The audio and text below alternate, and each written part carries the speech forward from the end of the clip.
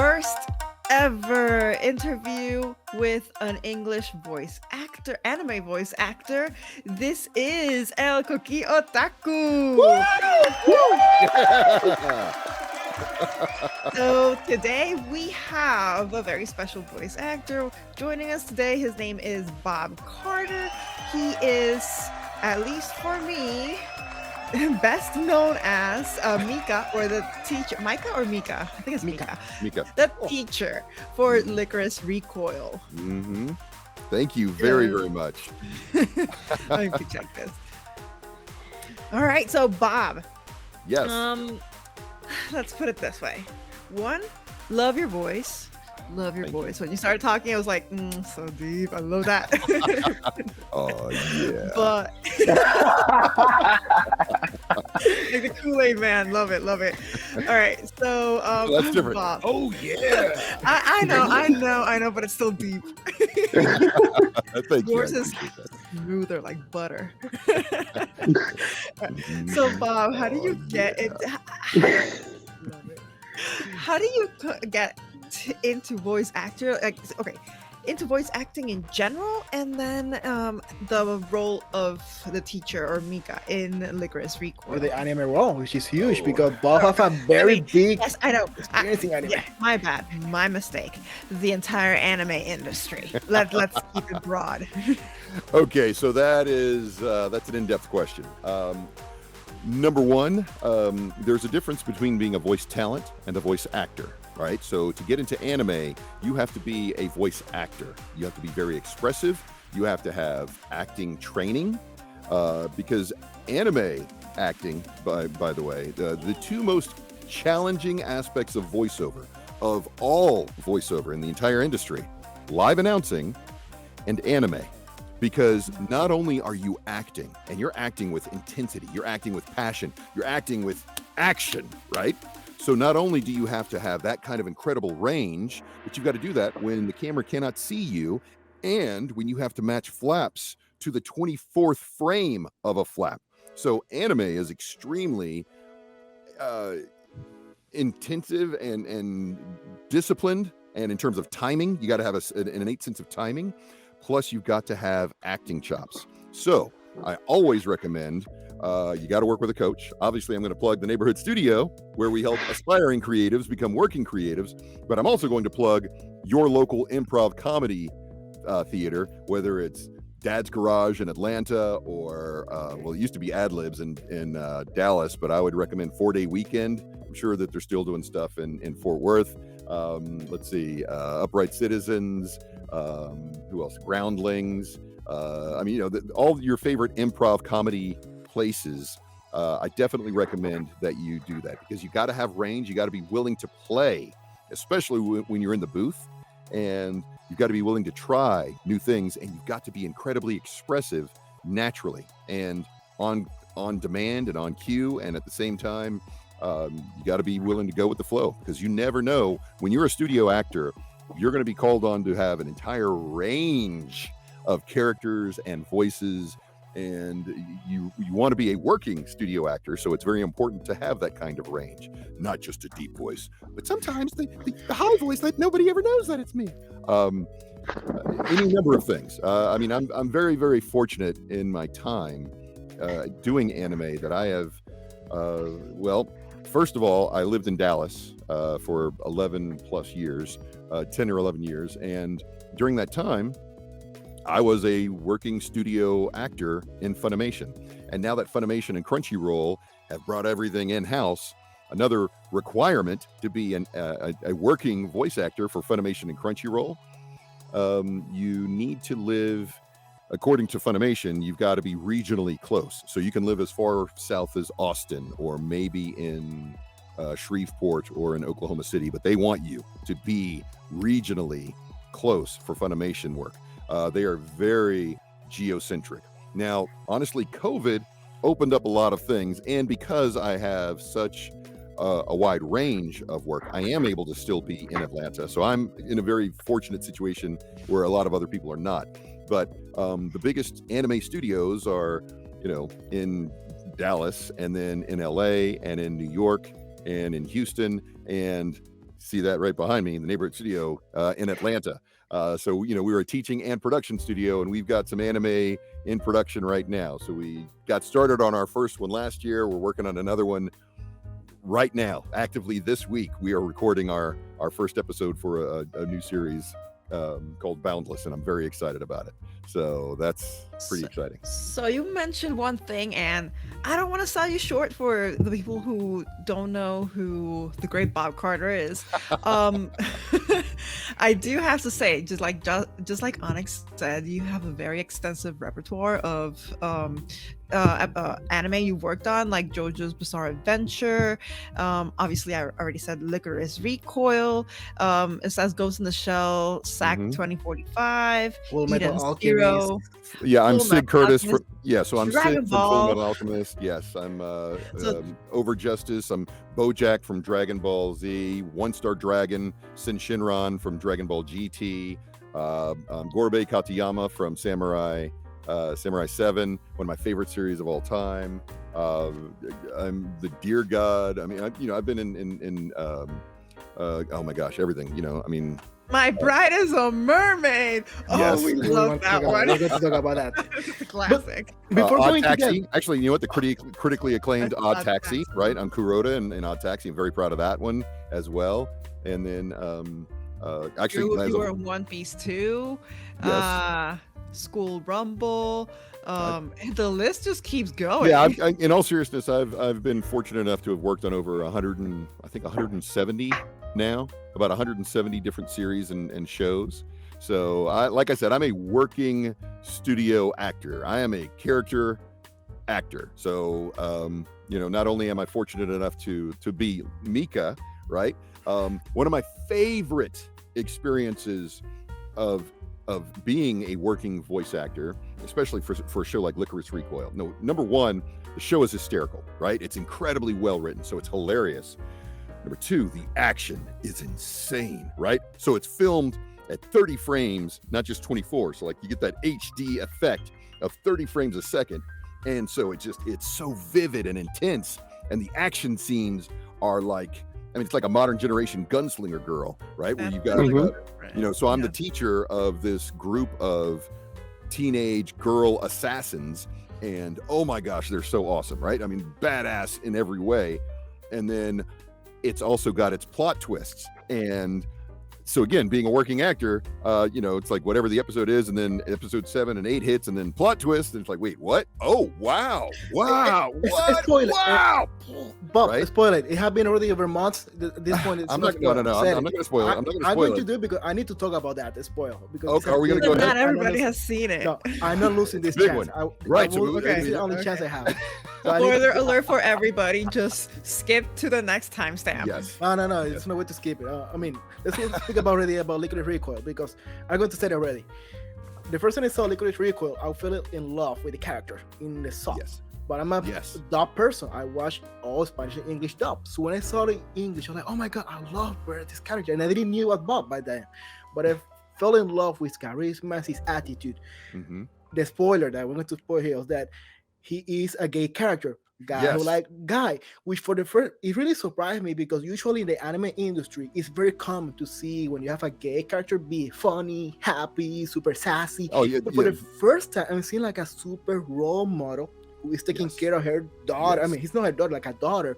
And She's he's a his very- adopted daughter. Yeah, she is his You're adopted right. daughter, and he will go to any and all lengths to keep her safe, right? And that's that finale. But in all seriousness, you're absolutely right. They usually turn a gay character into a caricature, and it's very, very frustrating, right? Like Tiger and Bunny. I love Tiger and Bunny, except the glaring caricature.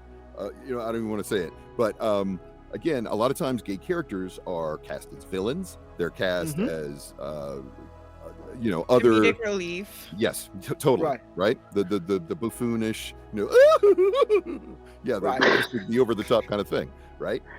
But this character is nuanced. He's emotional. He's sensitive. He's compassionate. He's an excellent father, right? He's an excellent father figure, and then on top of that, as I said before, I'm a character actor, so I was also a lot of the guys, a lot of the thugs, the monsters, the brutes that are getting killed and blasted and stabbed and thrown off of catwalks and all that stuff. So I'd have to go from these amazing, compassionate moments, right, where it's like I'm filled with tears, right, where again I'm tapping into my emotions and my expressiveness of thinking about my daughters, right? So I've got 2 daughters and a son, and I'm thinking about those, the emotions that I felt, like when my daughters were born or when I'm talking to them and they're having a bad day and all these things. And so again, going from where in one scene I'm like so sensitive and my heart is on my sleeve, to then being a thug and like roar, and then just getting like stabbed in the neck, and it's all gun fu, right? So you got these insane action sequences. And so emotionally as an actor, those sessions were so intense and fulfilling. I mean, it's everything that you could possibly dream of in terms of a work experience, and just from the direction to the synergy that we had recording the episodes. And then again, you see it plays out, that intensity of emotion and the depth of these characters and the plot. And oh my God, that series is incredible. I even have chills right now just thinking about it. I know. I'm so happy that you guys wanted to open with Lycoris Recoil. I'm so happy about that. Like I said, it was shocking, and you don't even find out about it until like episode 8, right? And so it's just really intense, very, very intense series, and I'm really happy to see that it's getting so much critical acclaim. Lycoris Recoil is underrated, and we figured this out so yesterday we were recording because the Crunchyroll Anime Awards were being held until yesterday, that the voting. And we were recording with our other friends, and that's where we found out, oh wait, Onyx and I are basically the only ones who've seen this. Nobody else has really seen Lycoris Recoil. I'm sorry, Elliot, too. Wait. I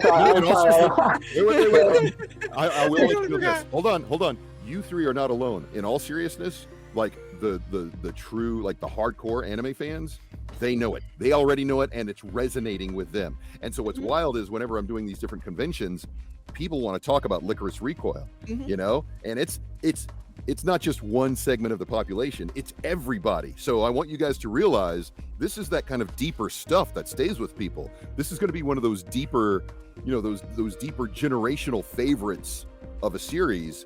That's why I'm so proud to have been part of this series. It's like, it's so intense, right? It's such a great all-around series. This one, Odd Taxi. Oh yeah, you know what? I was also in Eden Zero, which is another good series on Netflix, right? A lot of people like that one.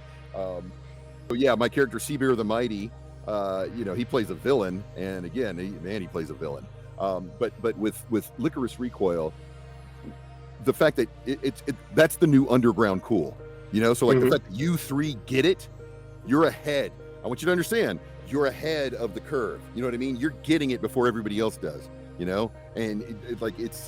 you see it, and you feel it, and you understand what that's about, and that's something that'll stick with you for decades. So it's a great thing. I'm really glad that you guys wanted to talk about that, especially first. Yeah, it's one of those animes that is it's a big hit for the core fans, but then it becomes classic down the road. Yes. But one of the big the spoiler that we just gave everybody, that's one of the things that I actually enjoyed about the whole show, is that they focused on the character itself, like on its person, on its character, and on its belief, not just, oh, here, this is representation of this, and I'm just gonna focus on that, on that specific sport. It is okay, I get it, but I like the fact that you define this person first, and then introduce it as like, oh, by the way, this is that, and you're like, it makes it more important, because if you just start out with, oh, it's this, it's because of this, it's like, okay, so this is being force-fed. All right. No. Yeah, and you're absolutely right. It's not just about representation. It's about the story, right? And that's the most important thing. The story is the most important thing. And it's such a great story. Oh my gosh. Let me give some background story. So those who haven't seen Lycoris Recoil. Lycoris Recoil is a story in the future in Japan where society is in a peace, in a very underground place where people are like, hey, no, there's no crime, there's no reason to be worried about crime going on. The reason why is because this is secret society or this secret team for the government, or the government, which they keep the peace. They keep the peace at the cost of blood. Whenever they see it's a threat, they just erase it. They just kill it. It's gone. Nothing happened. And those assassins are super cute girls who are just trained just for this. That's it. Identity unknown. Nobody knows who they are. They don't exist in society.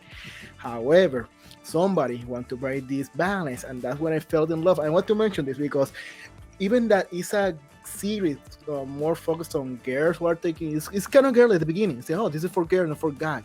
I don't know how it made it to happen that I fell in love with all the male's character. Even that Mika, who is gay. I love his boyfriend because the reaction he was. I feel I saw a real gay relationship. They are business person, the business on what they're doing. They don't know doing nothing fancy, something sassy. They're just super normal people, and they're like trying to keep their feeling apart, even they're trying to achieve an objective. And crossing my finger, we are scheduled so far with the voice actor of Makima.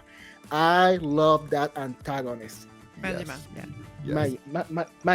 I love his performance. I love his ideology. Even that there's kind of cool one. I'm like, this shows a very deep one. Yes, you're absolutely right. Again, this is a great storyteller's series. And that's the thing. It is definitely, it's not for kids, right? It's a storyteller's series with incredible action, right? I mean, this is for action fans, right? I mean, this is like, face-off level of action in your face, right? And it's HD, 30 frames a second in your face. And it's just, but again, that story is so good. And then it makes, like those last 5 episodes, man, it just makes every single one just a punch in the gut that just, you feel it, it resonates. And so, yeah, I'm very, very proud of that. So as a voice actor, having acting ability and then being geographically accessible, typically, so that way you always, again, as an actor, your job is to give the director what he or she wants when he or she wants it. It's not about having the best voice. It's about being empathic and being able to give the director what he or she wants when they want it. Okay, so it's about listening, and then it's about bringing forth whatever the truth is of that scene. And so that's where acting skills matter. And then also having that expressiveness, especially when there is no visual medium to show body language. So that's where expressiveness really matters. Okay, so that's how you get into voiceover, and then that's how you get into anime also. So again, you're going to work on characters. It's actually easier to get into video games than it is to get into anime, because like I said, anime and live announcing are the 2 most competitive aspects of all of voiceover in across the entire industry. Anime and there any particular reason as to why? Because it's very hard. Remember, when you're doing live announcing, you're putting together every aspect of voiceover, right? Whether it's because you're combining commercials because of sponsors and sponsorships, corporate narration because it's an extended period of time and it's very sometimes technical delivery. It's physically grueling. It's also a live production. So imagine doing theater. But then in addition to doing theater, as far as live announcing goes, you're not only the voice, right? Where you've got to make it either more luxurious or cooler or edgier or more dangerous or more sexy or more seductive or whatever it is when you are the voice and you're live announcing, or you're the face, right? You are the face of the show. And when it comes to live announcing, because it's a theatrical production and you've got all these different elements, and even though we're talking, right? So even though I'm smiling and you're seeing me like this, there's always that one ear that has the production director in the background saying, "Will somebody stop this fight?" Or "Somebody's got stage fright," or "Oh no, somebody's in the bathroom and they're throwing up. I need you to stretch. I need an extra minute." So you got to be able to do all that while you're smiling, because you are the face of the show. And what they never tell you is that your job is to be the timekeeper, to keep the show moving forward. And so you got all those different working elements that are working together. And again, your different characters and personas. And that's why live announcing, the pressure is extremely high, and not everybody can do that. Because again, when you have that kind of pressure, you're either going to sweat or you're going to shake, or there's going to be that tension in your voice. You can't have that happen. because it's always, again, you're a duck, right? You're nice and smooth on the surface and you paddle like hell underneath, and then you got to keep things going, and it's usually live announcing and you're moving it forward. And then again with anime, it's that incredible acting range, but in a very specific, down to the 24th of a second, right? Or excuse me, the 30th of a second, if we're talking about HD anime now. So the 30th frame, right, of a second. And so you got to match those flaps, because you got people who hate dub, right? Because you got these elitists, and they just don't even want to think about the fact that people who love anime have dedicated our lives to anime, have dedicated our lives to getting it right, have dedicated our lives to doing it as perfectly as we possibly can. And so that's why I always defend dubbed as well as subbed. Okay? If you love anime, support dubbed as well as subbed, because I promise you, as much as you love anime, think about what people sacrificed to actually get a career in the anime industry, right? Think about how they put in time and career paths and life choices, and kids or not kids, and families or not families, to be able to do this. So give them a little bit of grace and appreciation, and know that they love anime as much or more as you, and make friends with them. Now also play. So again, if you want to get an anime, play. That means improv comedy. And how could I not touch on gaming? Tabletop role-playing games. Don't just play because you're going to stay in character, right? You're going to take a character, but you also eventually want to run games. You want to be a dungeon master, a game master, because doing all these different character voices for the people at your table, when you're able to switch instantly back and forth from one character to another for all the different ways that your players at a table are going to throw you for a loop and for a curve, you got to be able to run with that. Gaming helps as well. So in terms of developing the chops that you need for a range of different character voices on demand, gaming absolutely helps. And I 100% recommend that you get together with a group and game. Bob, as a teenager, you mentioned career. As a teenager, you knew from the beginning you wanted to be a voice actor, or this happens somehow a turning point, inflection point in your life? I did not. No, actually, when I was in high school and growing up, I wanted to be the first man on Mars. I wanted to be an astronaut. So I actually ended up, I first went to the Naval Academy, because more astronauts come from, and better pilots come from the Navy than from Air Force. And because again, you got to land on an aircraft carrier. And so I went to the Naval Academy, and then I got home too late and was supposed to go to Georgia Tech and become a mechanical engineer. And then I got home too late, so I ended up at Georgia State. And the only thing I knew about GSU was that it had this really cool radio station at the time, the 100,000 watt student voice of Georgia State. And so back then I got involved in college radio, and then it was just my passion, right? Whenever I was just mad, I would go and turn on some new music. When I was happy, I'd go and turn on some new music. And then when I wanted to play, I'd get together with my friends, and we created this goofy, now remember, this is pre-internet, so we created this goofy series called Around the World in 88 Ways. It was brilliant because it had international music, right? Again, this is pre-internet. You couldn't just listen to international music, but I loved music. I loved music of all styles and cultures, and I still love music of all genres and styles, right? So again, give me my reggaeton because I need it. Right? But again, this was, back then, this is before we had all the mashups and all that fun stuff. And so I got into that. Today, now it's all about, at GSU, it's the Creative Media Creative Media Industries Institute. But today it's all about streaming, right? So it's all about YouTube and Twitch and streams and webcasting and all these other opportunities. And I'm going to tell you right now, it's also all about like VR and AR and augmented reality. And so that's where I'm going to encourage people to learn gaming, right? Learn Unreal Engine, learn Adobe Creative Cloud, because the things that I was doing back then, where I was just creative and playing, and by the way, that was my passion, that was my joy, that was my fun. That's what I was doing for fun. And I was going to school to get a degree, with a degree in psychology and a minor in math, and I was going to end up I was supposed to go into business, right? I was working at like ADT Security Services and technical product specialist and blah, blah, blah. But fortunately, I happened to be really good on the air and was able to get on with a great radio station right out of college, and then became production director. So I started making the commercials for the radio station. But because I came from anti-commercial radio, I had this like pressure, this responsibility to not sell out, and like I got to like keep it creative, right? I got to keep it fresh. But it inspired me, and so that drove me to be better. And then I was able to go to Dallas and be on the air, and then be a creative director and do the imaging for the station.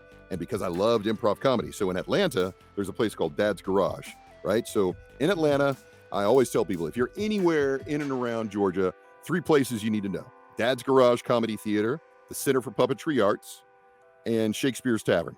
Absolutely love those 3 places. They're amazing. They're wonderful. In case you didn't know this, Atlanta has some of the best culture in the entire country, because our sports teams were so bad and it was just so frustrating, right? I'm a Falcoholic and a Dallas Cowboy fan. I'm broken. So it was, you can't get into sports because your teams are so bad. So you got to like have other passions. And so that's where the culture of Atlanta is amazing, right? We got incredible music festivals here. We got the best food, the dancing, the clubbing, the nightlife, everything, because our sports teams are terrible. Now I get to Dallas. I'm saying I'm saying that. However, again, every time I want to like sit in the corner and huddle and just like rock back and forth because of the Falcons, at least I can say go Dogs, right? Like the Georgia Bulldogs, national champions, all that fun stuff. And they're way better than Alabama. So anyway, going to Dallas, I loved improv comedy.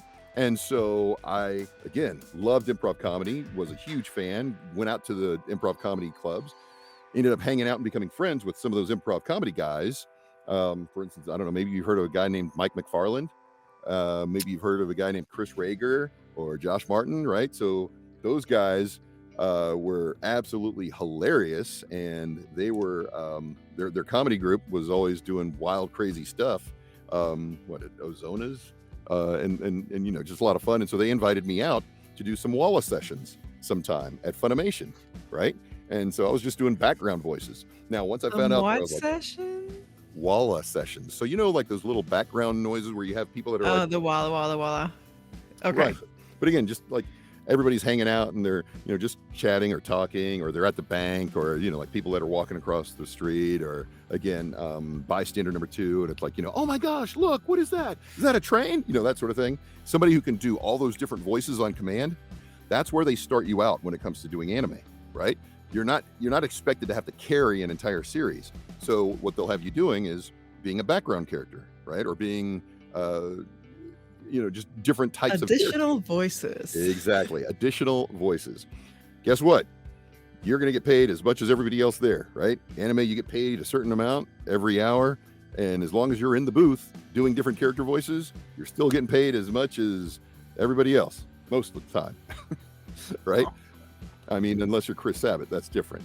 But Chris isn't doing that anymore because, again, he's got his own studio. Now, again, Chris was so successful, he was able to open Okratron Studio. Now, I used to lose out to Chris all the time. But what's funny is when Chris got his studio and he needed a guy with a deep voice, I was the first person he thought about calling. He's like, hey, Bob, I need you to come in, and I need you to be because he's got the deep voice, right? So, again, he needed me to come in and be a deep voiced guy. So rising tide raises all ships. And as he became more successful, success is all about circles. It's all about getting into different circles. And so, I always try to tell my students this, right? It's about getting invited to the party. As long as you're invited to the party, at some point, you're going to get a piece of cake, right? As long as you're invited to the party, at some point, you get to go off the diving board, right? So you better know how to swim and you better say thank you when you get the piece of cake. So just know that as long as you keep getting invited to the party, that's a good thing. So as long as you keep getting auditions, when you start getting into the acting scene, when you start getting into character acting, when you start getting into these different circles, that's a wonderful thing. So appreciate it, because you never know when it's going to end. But at the same time, enjoy that moment, and then also realize you're looking to lay the foundation. So even if you don't get this audition, that's okay, because you got invited to the party, and you want to make sure it's not about this job. It's about having that relationship with this person for the next year, the next 10 years, right? So that way they're always going to think about, I need this person. I need him to come in, and boom, I can contact this person, and I know I can rely on him, and he's hilarious, and he's fun to be around, and we work well together. So, yes, sir. I have a question, Carter. I'm sorry about. Yeah, go ahead. I've noticed that every time that like yourself are talking about some other voice actors that also started and have similar careers, right? They all started as a additional voices, voice actor, same role, and then their own production. Where is there a moment in your career where you're like, you know what? I think it's about time that I try producing. Like I try. Is there a moment in your specific career that you were like, you know what? I'm gonna dip my foot in here. Let me see where I go with this, Yes. or let me give it a shot. What was the moment for you that made you jump from just being a voice actor to be said, all right, let me take the lead on here? Absolutely. So, in all seriousness, that was my wife. It was September, because when I came back to Atlanta, I was only supposed to be here for 4 months. I was going to join the Foreign Service Department and be a foreign service officer and travel around the world and help represent America's interests and make people happy and just travel around the world doing VO and being able to record remotely, right? However, I ended up meeting my wife, who is a voice talent, and she primarily did commercials and live announcing, which, I mean, talk about intense. Commercials are incredibly competitive. I mean, commercial voiceover is hard because it's cutthroat, right? It's you versus 2,000 people, and you got to get it right like that. And then live announcing, again, like I said, you've heard me describe it already, right? So again, she's dealing with these other aspects of voiceover that are extremely competitive, and she's like, yeah, I just do that. And I was just very impressed with her, but she was teaching people how to get into voiceover, and because she was so chill about it. Now, I've always been all about, together everyone achieves more, right? The team. And she was really open about wanting to teach people and get into it. And so we started teaching people together. And then we know a lot of creative people. We are very blessed in the fact that we have some great circles of brilliant, creative people. And I wanted them to be successful. I wanted other people to know how brilliant these people were. And then knowing that these people were great, I wanted to be able to do that. And I wanted to be able to show the creativity of Atlanta's scene to Funimation. So when we came up with the Neighborhood Studio, I wanted to be Funimation East, right? I wanted to be one of the 2 production rooms, like there's, like they've got like 12 suites in Funimation right now. And I wanted to be suites 13 and 14, right? And so I had this audition, and actually I think this was the time when I was doing Overlord, and I had just recorded Fairy Tale Dragon Cry, and so I recorded those remotely, and it was all about like, hey Zach, what do you think? And I was very excited, and he said, no, Bob. And I was like, wait, what do you mean? He was very diplomatic and very corporate about it and that sort of thing. But now that they're doing the 2-week turnaround on dubbing, it's incredible, right? And so Funimation is so adamant about so strict about their standards. And again, think about this. You can't even do this with live announcing and live production of anything where you are recording something and then 2 weeks later it's on the air, right? It doesn't happen. So they are very strict about their systems that they have in place. And Zach told me no. And I was like, wait, what do you mean no? No, but me and no. And so no. And I got frustrated and I was mad. However, it motivated me. And so I said, you know what? All right, fine. If you're not going to do this, if you're not going to let me be Funimation East, I'm just going to go out and get my own anime. Right? And so that's where I had the students that I'd been working with and the people who are incredibly talented, who were not just my students anymore, but they were my peers, and they were my neighbors, right? That's what it's all about, right? I want my students to become my peers and associates and my neighbors, and I trusted them. And so we had produced The Eye, which was this brilliant audio drama.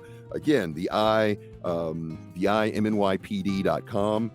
It's a 1940s period film noir audio drama about a Cyclops in Monster, New York City's police department, where he's investigating a series of murders. So imagine if every culture from around America that came to America in the anywhere from the early 1900s, Imagine if they brought their mythologies with them and those mythologies were real, right? Imagine every culture. How cool would that be, right?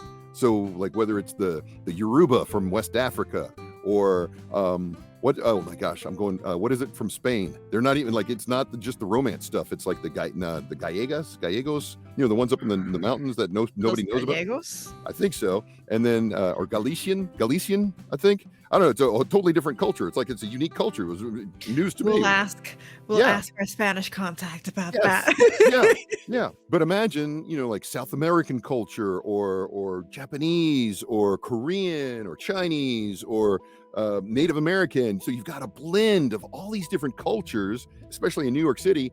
And then on top of that, their mythologies are real. Their own monsters are real. Their own deities are real. And so now you're getting this clash of cultures and this clash of deities. So it's a crazy cool original concept. So we created that.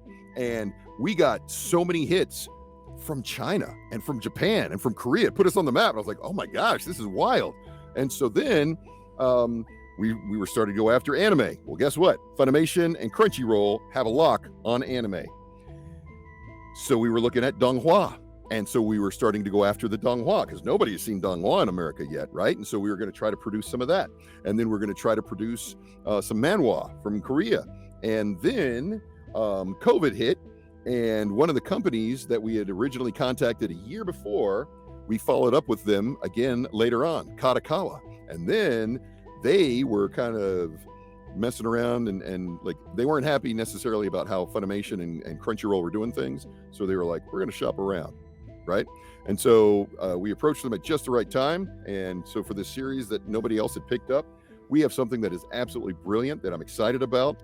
It's, even though it's like Y7, right? Space Cadet Katetsu is hysterical. It's entertaining, it's family friendly, it's educational, and I mean it's about animals learning to go to outer space. And so that's what we've got. And so we produced the first 5 episodes, and we are now in the process of looking to get that sold. And then we're looking to get it sold, and we've got it voiced by some of the best professionals in the business. And so I'm very excited about this. Is that what you sent us? That's what I sent you guys. And so I wanted you to see what the neighborhood studio is producing. Yep, let that's me put that then. Yes, absolutely. Yes, absolutely. Okay. So that's one of the things that we're working on, right? I was like, if they're not going to hire us to be Funimation East, we're going to go make it ourselves. And so we did that. But then I'm also with the Georgia Game Developers, right? The Georgia Game Developers Association, and video games are big in Georgia. So I've been 3 characters of Smite. By the way, that's Katetsu. He is hilarious, and he's brilliant, and he's awesome. And so, voiced by everybody from, well, anyway, just absolutely brilliant, because I'm not supposed to talk about it yet, but I'm letting you guys know right now. So we did that. And then we also started looking for other opportunities. And so I got with this comic book company that's been around for 10 years.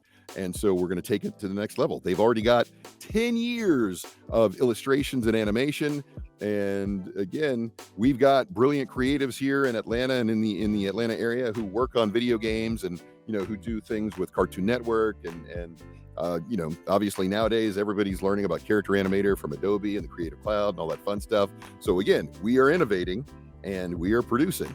And so I'm very excited about Boundless. So we're about to produce that pilot episode. And then we've got video games that are in various stages of production. So I've got a mobile game that's being developed right now. I've got a console game that I really want to develop, but I got to put that on the back burner. And then I've also got some VR and AR games because of relationships with people from UGA and the Georgia Game Developers. And, you know, we're all collaborative, right? We're all a bunch of creatives, capital C, a bunch of working creatives who want to create. And so that's what the neighborhood studio is all about. So long story short, that's what happens when you get turned down for anime. So quick question. So Crunchyroll closed the door to you to your project of Funimation East, but today's day, don't you see like the industry of anime is changing in America? Because back then we never thought that Netflix was going to be bringing anime, Hulu, Disney Yes. Plus, Yes. High Dive, which I didn't knew that they Yes. were bought by AMC channel. So Mhm. do you see your project taking like a second chance now that the industry is diversity more? Absolutely. And in fact, again, that's where that niche is going to be really interesting, because here's the thing. When we first started producing this show, we didn't realize it number one, it's already a hit in Japan. So it's already got ratings. It's already got merchandise sales. The characters are all cute. So anybody that loves merchandising, you guys know anime merchandise. Are you kidding me? They're crazy about it. And then the fact that it's educational and it's positive and it's sweet and it's wonderful. Again, I'm looking to get this thing sponsored by Huntsville Space Camp. I mean, they should be all on board on this, right? Animals learning to go to space, and it's hilarious and adorable. So again, it's a big opportunity. And then these are some of the characters from Smite, which is produced here, right? I mean, competitive gaming is esports is a big deal. So again, the fact that we've got video games here in Georgia is a great opportunity. Now, you guys just said your show is about more than just anime. It's about dubbing. And because you have Netflix and the success, right, of all the international movies that they're showing now and the international series. I mean, let's talk about what is it, Money Heist, right? The best of that series is the Spanish one, right? But then you've also got all the Korean dubs. Now you got the Chinese dubs, right? You've got, I mean, great international movies. And so, not to mention all the Indian movies, right, from Bollywood, and those are like 3 hours and 3.5 hours long. Yes. I mean, you're in it. You're all in on Indian movies, and I'm there for it. So that's good stuff too. So I'm really enjoying and embracing the international dubbing that is happening right now, because that's another opportunity for people who want to not just get into anime, but get into voiceover. So whether they're on Discord and on Casting Club, Casting Hub Call and all that fun stuff, just remember, you want to focus more of your time, not just with other voice actors, but with the people who hire voice actors. So you want to look for directors, you want to look for producers, you want to look for production studios, you want to look for creative directors and copywriters and sound designers and audio engineers and talent agencies and the people that can get you jobs and get you hired. Now, of course, hanging out with other voice actors is a lot of fun and it's awesome, and you're going to hear about things because of networking and just being in those circles. But that's also why you game with them. Of course. So in the past 5 years, where many change in the anime industry has happened, which change really hit you that you didn't see it coming? COVID, without question. COVID. Come on, man. COVID. Nobody saw that happening.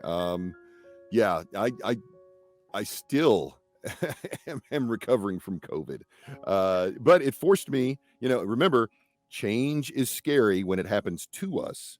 Change is good when it comes from us, right? And so COVID hit, everything shut down as far as work and going into studios and that sort of thing. But the good news is, from day one, I teach all my students, we are working remotely, right? We make it easy to be able to work remotely so that when COVID hit, this is not a setback for us. This is an opportunity for us, because now everybody's working remotely. We're used to working remotely. Our talents are very comfortable working remotely, and they sound great working remotely. And so now people have gotten used to it, and it's been a very nice adjustment. I feel like because of this whole COVID thing, anime's always been known, right? It's always been around, but I feel like now, ever since everybody was forced to be locked up and spend time with each other, I think a lot of parents were like, "Oh, let me just give it a chance to see what is this," and it just became if it was a religion before, now it's just a straight up cult, because everybody is into this trend, everybody's giving anime a chance. And it just brought a lot of people together at the same time. Yeah, anime went mainstream. That's the thing, right? So anime went mainstream. That's really what happened. Again, and also remember, don't forget, like Netflix was playing old anime, right? So like Beyblades and Pokemon and all that stuff. Dude, you want to talk about like all that blowing up and resurging? My son is a Beyblade fiend. My son is a Pokemon fiend, right? So all the old stuff is new again.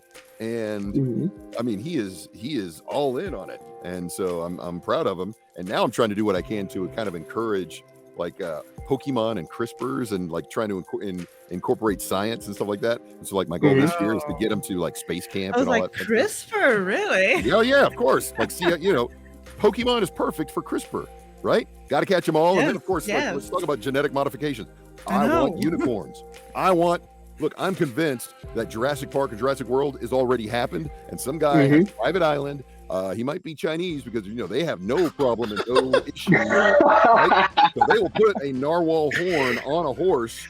And they got some real unicorn, or like Dubai, right? I mean, they're making their own islands. They got nothing but money. Dude, if you're gonna make a glass city, you may as well make a unicorn to run alongside the wall and like make a legend music video. So we already do it with crops, so might as well. Exactly. So I'm convinced. We also do it with some animals too. So we do it with some animals that that it's acceptable for, right? Acceptable for, right? So that means if we're doing it with some animals, doing it with other animals. So if I can get them like, that's going to be the new thing, right? I mean, again, you've got AI kicking off this year, actually last year and this year, the industry is changing. So between COVID and then last year and this year, AI is going to be huge. So I'm trying to, again, change is scary when it happens to us, but it's good when it comes from us. So I am actively telling my entire roster, I'm actively telling all of my students, learn to incorporate this in your creativity, right? We are creatives with a capital C. Midjourney Bot is amazing in the artwork that it's creating. And the good news is, I mean, it can't get fingers right, but that's okay. That's where you get somebody who knows how to Photoshop and who knows how to do fingers. And that's where you're helping your artists. So instead of being afraid and threatened by it, let it help and facilitate the artist in you. And right, I mean, again, it's like Creative Cloud. It's better than ever because it's creating new generations of filmmakers and of creatives. It's not shutting people out of the industry. It's making the industry explode. So we're going to use this. We're going to incorporate it. It's going to be like we have our cell phones now, and we've got our AI bots that we're using to help us write stories. We're using our AI bots to help write with brainstorming, because then when you read it, you can kind of like tweak it and you can change things and you can go in different directions. And then with Midjourney Bot, you're going to use that. I'm worried about the Microsoft voice bot that's about to take over my job. However, I'm trying to embrace this and trying to figure out the inflections of a real person. Supposedly the Microsoft AI can. And I'm telling you, just so you know, September, my wife, was the first voice of the Amazon Kindle. Okay, so when she did that, not only did they use, it was actually a company called Ivona. Not only was she the voice of the Amazon Kindle Flame, but now she is the voice of Charter. She is the voice of the Small Business Association, the Small Business Administration. She is the voice on some of these YouTube videos where you hear different things. And on TikTok, they're using her voice. And like when I'm irritated because I got like the cable went out or something like that, I'm calling and then suddenly I hear her on a Friday night during a story night. It's weird, right? So I know that these things are about to happen. So I'm trying to embrace this, and I'm trying to figure out how I can move forward and not feel like I'm part of the buggy association, right? I've got to make sure that I incorporate this and I accept it, and that I'm water, and that I flow, and that I move forward. So I've got to adopt and change. I got to adapt, improvise, and overcome. But yes, go ahead. So do you, most of the dub English in the United States happen in the West Coast in California? Not anymore. No, not anymore. No. Remember, you've got New York City. So remember, there are 5 major houses, right? So you've got New York City with Sentai. You've got obviously Funimation and Crunchyroll in Dallas. You've got Bang Zoom in LA, and then you've got a few other dub houses in LA, and then you got ADV in Houston, and then Neighborhood Studio in Atlanta. But in addition to that, you've got a lot of corporate dubbing that happens in Atlanta because it's an international hub. We've got every culture here in Atlanta, but there again, that's mostly corporate. And then you've got a lot of corporate translations, and then even the studios in California are going around the country and now around the world, because you got video game companies that are also international. And after Trump, and I don't mean to like call them out like that, but you had a lot of, America's standing America's standing in the world got challenged, and so people didn't want to work with America anymore. So now you've got Montreal, you've got Toronto, you've got Vancouver studios that are blowing up. You've got studios in England outside of London, because London is expensive. You got studios in Spain and in Norway, and so you've got different places all over, and this is changing. The industry is changing, and it's becoming more global. And what, according to you, what do you understand need to happen so in mainland here in the United States that diversion keep happening, having a studio across the east, west, and center? So what needs to happen in terms of the divergence? Or anything in the industry. So we can have more studio, not only one area like Crunchyroll that was closing the door to you diversity of the studios, not only one area. I mean, we already have more. You mean like how do we get more studios? Right, across the all United States, not in one area only. Absolutely. It's happening just like I'm doing it, right? So you've also got Brian Holder in Austin. You've got working studios, but the question is, can they get the jobs that they need? So as you get more localization, as it's called, right, when it comes to dubbing, so as these companies like in China, right, so as they want to start spreading their influence, or as people want to gain these intellectual properties and then show them here and get them distributed on Amazon or Netflix, or, by the way, remember, don't think of it as all being consolidated, because now on Roku or even digital streaming, we've got hundreds of different shows. Tubi, Freevee, Ruby, all these different networks are blowing up right now. Okay, every single one of them is hungry for content. Every single one of those networks wants and needs content. So instead of like being frustrated, like, Funimation won't pick me, Crunchyroll won't pick me, right? What did I say? What did I do? I was like, fine, I'll do it myself, right? I'm going to make it happen myself. So that's what I started doing, but I'm not going to do this by myself, because I have my ADD and I have my own issues. I need people around me, right? I can't do this by myself. I need people who are smarter than me, who are better at paperwork than me, who are more focused than me. My Vyvanse is only good for so long in the 5-hour energy, but what I need, right? So, this, again, we were not seeing enough people of color in anime. That's and true. So Michael B. Jordan took over with, not Ruby, but what was it? What's the show? Come on, Michael B. Jordan's anime that he produced. It was fantastic. The mech one. Oh my God. I'll the right now. No, not the boxer. Yes, but come on, man, Killmonger from. I know. But, Give me a the sec. anime. Genlock. Yes, thank you, Genlock. So he produced Genlock, right? I did not know that. Yes. So you've also got other anime studios now that are starting to open up to other, and not just anime in Japan, but like, okay, so Boundless. So this comic book has been produced for 10 years, and I ran into them at Japan Fest at a convention. And because, again, I've got the sound, I've got the post-production side, but I need animators, I need illustrators, I need people who are, who can visually put this thing together.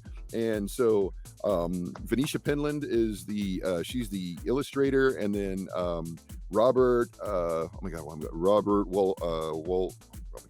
I game with these people and I'm going blank on everybody's names. I'm so bad. Anyway, Robert and John and Leonard, they have this great concept, a great established comic, and it's ready to go to the next step, right? Because again, they got 10 years of doing their animations on Photoshop and Illustrator.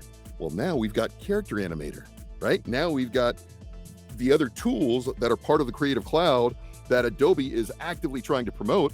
So I'm saying, okay, let's do this.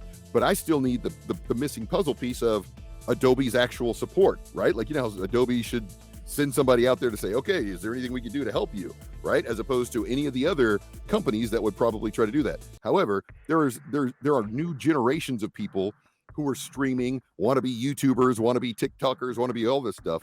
They're brilliant and they're gifted, right? There's nothing better than a 14-year-old, because they can't drive and they can't go anywhere. They're not even dating. All they do is play video games and talk trash, and they make stuff, right? I mean, they're literally cognitively focused. So when they're making their creative ideas and their creative effects and their goofy stuff that's going to go viral, think about them 10 years from now when they start getting into business, right? Think about them. Again, we're making new generations of creators. Partner that with these new networks, with all the new networks that are on the internet and Tubi and TV and blah, blah, blah. Look, things are about to blow up even more, and TVs keep getting cheaper. I have a last question, and Yes, feel sir. free to say I cannot answer, will not answer, because you're the first voice actor of top English, and I feel like you're the right person to throw this question. We have been discussing about this over a year, but we never had somebody from the industry here in America. Okay. Do you see the anime taking over the cartoon, or do you think that's fantasy, or do you think it's already happening? How do you see that happening? Because last year we heard the news that Cartoon Network was done, and we're like, okay, we saw it coming, and I said it at the beginning of the project. It's not going to last too long. That's interesting. I'll tell you like this. Things are generational, right?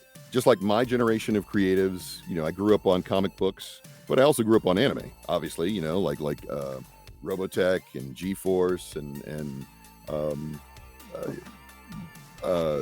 growing up on anime, obviously I showed anime to my younger generations.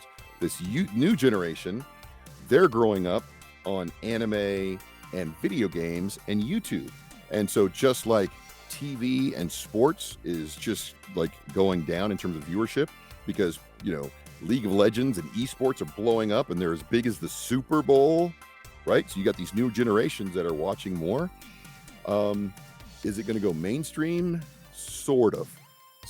Like in Japan, anime is kind of mainstream already, but Japanese culture is unique and awesome and interesting, right? Their game shows, that's another area of dubbing I want to get into. Just dubbing their game shows, right? Like MX Challenge and all that fun stuff. It's crazy stuff. So in terms of going mainstream, possibly, because when you look at the conventions of what the most popular things are, it's anime, right? They're trying to bring back they tried to bring back Scooby-Doo, and I appreciate what they were. I can't even appreciate what they were trying to do. I appreciate it. I said it. I don't appreciate Things it. should just stay in their era. Oh God, they should. Yeah, I mean, it's just. You They know what? botched it. Actually, they totally botched it. And actually, here's something that's really interesting about it. So I'm also connected with some of these people on LinkedIn, right? We are in a new era, right? I mean, especially after the Me Too movement, all this other stuff. And we're in a new era. Just be more respectful of everybody. And seeing some of those creatives from some of that show and then from some of the other shows. Now, again, I don't want to focus on the negatives, because we've got brilliant cartoons, right? When we're talking about Star and the Forces of Evil, when we're talking about Kid Cosmic, when we're talking about Gumball, Amazing Adventures of Gumball. Oh my God, it's brilliant stuff, right? Hilarious. That's and of course, Phineas and Ferb, and then all the subsequent shows like that. So there's absolutely a place and a niche for it. However, some of those old school mentalities, they're being left behind, and they need to be left behind. Problem is, they're still very influential, and kind of like how, again, mainstream Hollywood, they're only mainstream for a reason. You know what I mean? But the new mainstream, the most successful stuff is more inclusive, right? If you look at Avatar, if you look at Marvel Universe, right? You can have your old mentalities like the old DC execs. You can have your old mentalities like, again, Microsoft trying to force an EULA on a bunch of creatives when they literally made a generation of rules lawyers who deal with contracts with Asmodeus, right? Wizards of the Coast and Hasbro, and they stepped on a landmine. So when you look at some of the industry that's not adapting, Hasbro is a literal toy manufacturer, and they are failing to capitalize on their own IP and on their own amazing products, and they're putting out an inferior product. And they made $1 billion off of Magic the Gathering, right? Off of the card game. They made $1 billion off of that. Instead of focusing on, hey, maybe we should make marketing and toys and merchandise based on these cards. Instead, they're putting out the same old tired stuff, and they're degenerating their product, right? Instead of innovating and inspiring with Wizards of the Coast, which is literally creating generations of dreamers, they're instead being selfish, and they're destroying their product. So you've got certain people like that, and you've got certain people like some of the old school cartoonists who are still thinking very generically, like where they're making caricatures like with Scooby-Doo, and it's so bad. And then even some of the artists that I've seen on LinkedIn where they're like, showing worn out mystery ink, with the exception of Fred, who's all just like shining and happy and just wonderful. But it's like, come on, man, you don't live in that world anymore. You don't live in that world anymore. Anyway, one thing I did want to bring back, something you said earlier. You were talking about the Michael B. Jordan inspired anime, right? The one anime that I'm actually looking forward to that is being in the talks to be produced and started, it was the Idris Elba one, the Afro Samurai that is going to be in space, which I believe his wife is the one running the production, if I'm not mistaken. Yes, it's very cool. See, the fact of the matter is, if Idris Elba is on this,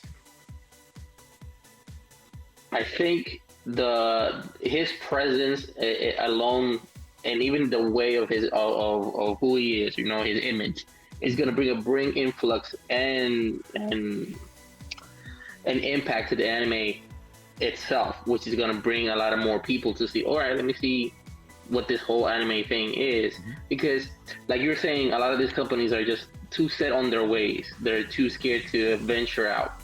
But if they see an influx of people, a wave of excitement, they'll be like, let me see what might happen if I take this chance. Absolutely. This is one of the things that we actually talked about the other day. Video games, right? We were at the MacFest and we were talking about, we did a panel about the anime inspired by video games and vice versa. Mm-hmm. And the devastating news that we had, it was because this whole ordeal started because, you know how League of Legends is a big thing, and they did the League of Legends Arcane, and it was a big hit, and everybody loved it. Of course. So all eyes were on Nier Automata, because Nier Automata was a great game, and the anime came out. But then we had the devastating news: after 4 episodes, they're going on permanent, indefinite hiatus until further notice. And it just, it was one of the pinnacle animes that we were waiting for it would expand another field as to bring more influx as to what might happen in the future. Yeah. We'll see how it goes. Well, you have to understand, anime houses, people in the anime industry, right? We all depend on money, right? Money talks, BS walks.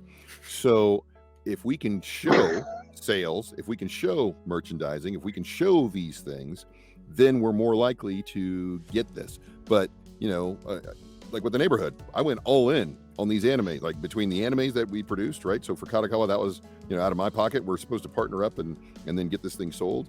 And then with Boundless, again, this is an investment. So it's a matter of finding the right investors. So that means it's a generational thing. Now that's also where, remember, I'm a creative with a capital C, but I need to have better sales skills, or I need to partner up with the right person who has sales skills, who has enough financial success that says, hey, I want to support this endeavor. I can see where you're working hard and I know where my money's going to go. So yeah, let's make this happen. So it's a matter of finding those right people. Now, where do you do that? I don't know yet, because I'm still trying to figure that out. Because right now I'm self-funding, right? So all the stuff that I'm talking about, I've been self-funding, which means I got to book a lot of jobs and commercials and corporate narration, and I've got to make sure that I'm getting my hustle on, right? But what's going to happen is, with these new generations, these people who are in the financial services industry, these people who are in real estate or in doctors or accounting or lawyers, the people that are typically making more of money, right? Or in programming and cybersecurity and blah, blah, blah, all that stuff. So the people who are making more of that money, they still want to create. This is another opportunity for them to create. But the question is, can they find the right people to partner up with and find the right opportunities to partner up with to make things like that? And so it's very difficult to put those two groups together. And if I learn that, then I'll be giving TED Talks and I'll be getting paid a whole lot of money and traveling all around the world. So Before we wrap it up, Rob, where do you see your next project right now, related from the neighborhood studios and the anime industry? Okay, so as far as anime goes, I can't tell you because that's always under an Makes NDA. sense. I can tell you that, yeah, it's always tough when it comes to like what's coming up, right? So some of the things I can talk about, like I said, Boundless, very excited about that project. Space Cadet Kotetsu, very excited about that project. The Rings That Bind Us, very excited about that project. That's my live action directorial debut. We produced that with my partner Tammy Thomas. So that's Edawimasi Films, and it's hilarious and it's also heartfelt. It's a positive movie, especially in this day and age where, you know, it's like we're getting inundated with a lot of negativity and a lot of polarizing news. This is all about family and camaraderie and fun, and it's three lifelong best friends who use their hula hoop skills to compete in a talent competition and win $1,000 in 1978. So it's all about the challenges of adulting and friendship, and you know, making your way and trying to make your way as an adult while still maintaining your friendships. So it's a hilarious movie. I'm very proud of it. And so as far as what happens next, we're going to do one more screening. We're going to, I'm just thinking because again, I've been around enough salespeople. They want to know that there's sales involved. I guarantee, like I know from what I've seen from these people who have come into the theater and laughed their butts off from start to finish, when they're when they're yelling and laughing at the screen, you know you got them, right? And so everybody is yelling and laughing and having a great time and talking at the screen. So that means we got ourselves a hit theatrically. And then my personal goal is to see this when I'm on a plane flying to Dallas or LA or wherever for a convention, and somebody I don't even know is giggling, like, you know, 2 or 3 seats up in front of me, and I just lean over and I see that they're watching this movie quietly with their headphones on a flight. That's my goal. That's my vision. That's my dream. I'm speaking it into reality because I know that we're about to get distribution for this movie, and it's going to be hilarious, and it's going to lead to amazing, great things. So I'm very excited about it. And any anime character that haven't been dubbed yet, but you would love to take his role? Ooh, any anime character who has not yet been dubbed that I'd love to take the role. Or be the next voice actor, because there's some anime characters that they're already no longer voice actor in the market. Yes. Yeah, that's a tough one. You know, I never want to say I wish this person wasn't voicing that character anymore. You know, in all seriousness, I'm very happy with the roles that I've been cast so far. I mean, to be Shao Kahn and Baraka and Balrog and Street Fighter and Black Adam and Multiverses and 3 of the main most powerful characters in Smite, which again is an esports staple. I don't know if you guys know about esports, man. I mean, this thing it's filling up stadiums, right? I mean, it's massive. So to be Atlas. Let's put it this way, Bob. At the university I teach, Yes. there's the team is an esports team. Perfect. All right. So they're probably playing like several games, right? Like League of Legends, Brawlhalla, Smite is one of those games that people play. So the fact that I am Odin and Olorun and Atlas, 3 iconic, overpowered characters, makes me very happy. Favorite anime genre? What type of anime do you like? Ooh, my To favorite. watch, not to dub, to watch, for enjoy yourself at your Absolutely. home. Ooh. You know what? Honestly, I mean, like I said, I really enjoyed Tiger and Bunny. I was very disappointed in the caricature. I really enjoy. Honestly, I like fantasy and superheroes. So I mean, you know, My Hero Academia, of course. God, I love that series. It's so good, right? It's so incredible. One Piece, of course, but My Hero Academia. Think about it. To take an entire class and then develop them all the way, every single one of them, to help them maximize their powers. There are so many good lessons in that, right? I mean, you know, whether you got a major power or a minor one, it's learning to maximize what you have. And it's so well done. So You know what's hilarious? What's that? We were literally just talking to the voice actors in Spanish for My Hero Academia. love it. Totally love it. Yeah, that's really cool. It's And very, very cool. I don't right? get tired of saying it. My Hero Academia is one of the stories that really surprised us. Season 1, we thought to stay just in the school. Hell no. It went from their Mhm. classroom to the deployment, first line of Yes. action. Yes. And the last season, by the way, they made the big surprise when they just focus on the bad guy. But Yes. at the end of that arc, Villain. I was so Yes. confused. I was like, should I cheer Yes. for the villain? Because this guy, the story of this villain, I'm feeling for them so bad. Hey, okay, so in all seriousness, that's one that I really should have gotten. Yeah. Okay, so now that is going to make me think about that, right? So like we're getting into like, all for one, right? There we go, rubbing salt on the wound. Yeah. All right.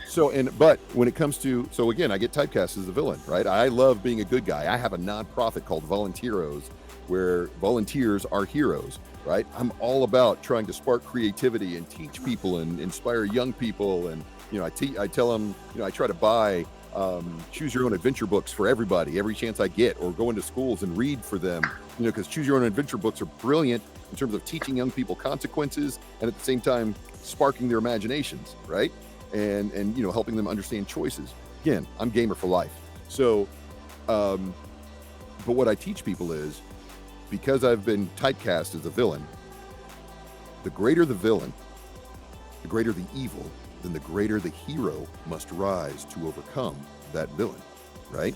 So that means if I'm the best villain, if I'm the worst villain that I can be, right? If I am truly terrifying, the sense of satisfaction and triumph that people feel when they have defeated me, like in Eden Zero, Seabear the Mighty, that guy was horrible. The way that he abuses the baby robot girl.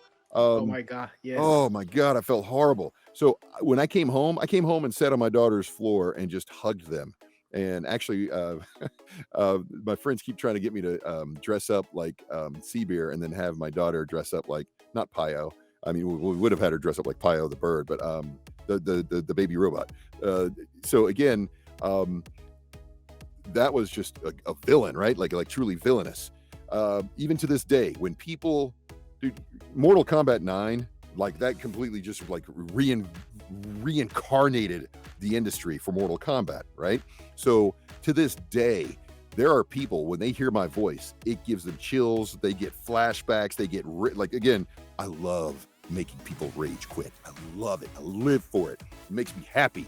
So like with Balrog being overpowered in Street Fighter 4 and 5, and especially with tournaments, I would talk trash to these people and throw them off their game.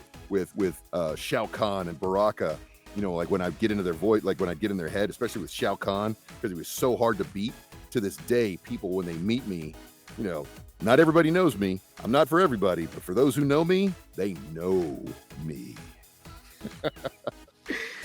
So thank you so much for allowing us to invite you and joining us to this conversation. Thank you guys. Are you kidding me? This has been a lot of fun. I really appreciate it. I want to hang out again sometime. So yeah. Please, this is our first English dub interview, and I never thought it would be so great. Like, definitely, we need to keep doing this. Important social media webpage where people can follow you. Absolutely. I'm terrible about it. You can't. No. Carter Game, generally, Carter Game. So whether it's going to be on Twitter, Carter Game, on Facebook, don't stalk me on Facebook. I'm terrible about it.